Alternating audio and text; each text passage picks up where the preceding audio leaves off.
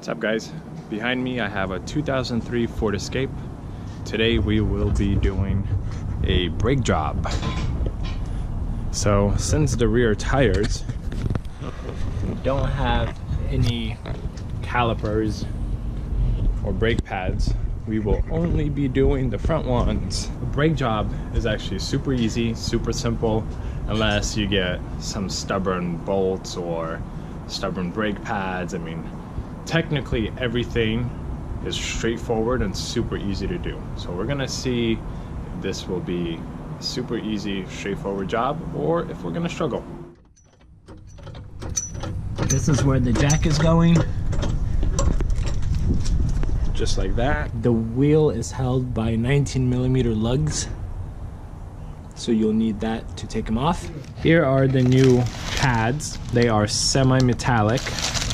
This is what they came with, these brackets, and then 4 brake pads, 2 for each side.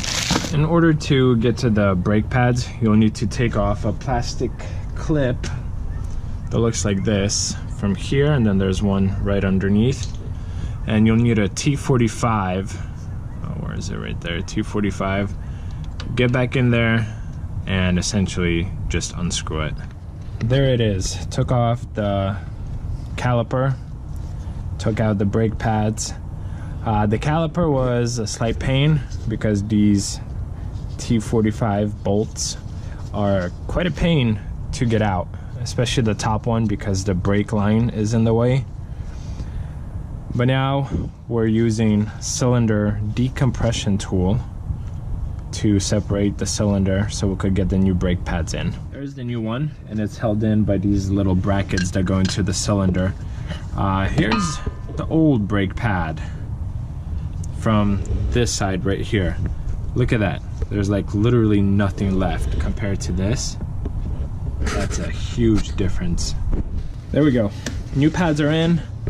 I tightened it. There's some wiggle room here still until we apply the brake, and then it'll kind of tighten up. One more thing is this guy.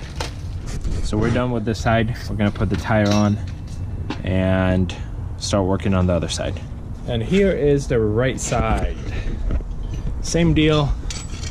We got this guy, which essentially just like that. And then you could kind of wiggle it out gently. It's always better when you use 2 hands. Just a fun tip for you guys. But plastic piece that goes here, there's one underneath, and then the T45, which, let's see. Yep. You guys see how difficult it is to kind of work with that?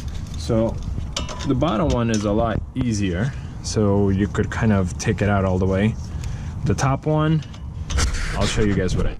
So take out the T45 from the tool and then put it on or put it in, and then using this method, of course 2 hands, guys, always 2 hands is so much easier. And you kind of slowly work your way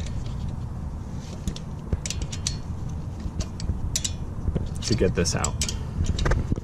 Fast forward. In order to get them out, for whatever reason, at the very least, on this car, they kind of like stick to the rubber housing. So I take a screwdriver and I kind of poke at it to pull it apart, and then it comes out. Since I didn't show you guys on the other, or on the first side, how they sit. So this one's super easy, just slide it out. Got a little bit more than the other side, but still pretty worn. And then this one, just like that, and it's held in by these 3 clips that go inside the cylinder. There we have it, ladies and gentlemen. Job done. Don't forget the plastic caps on the back. Don't forget to put this guy in. We're gonna finish up the tire and we are done. I am definitely ready for summer.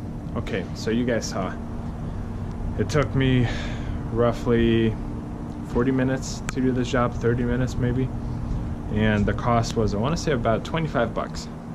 So fairly inexpensive, Very easy job, I would say, as long as you have the tools, and takes less than an hour. Thank you for watching. Subscribe, hit that like button, and stick around for more videos. Bye guys.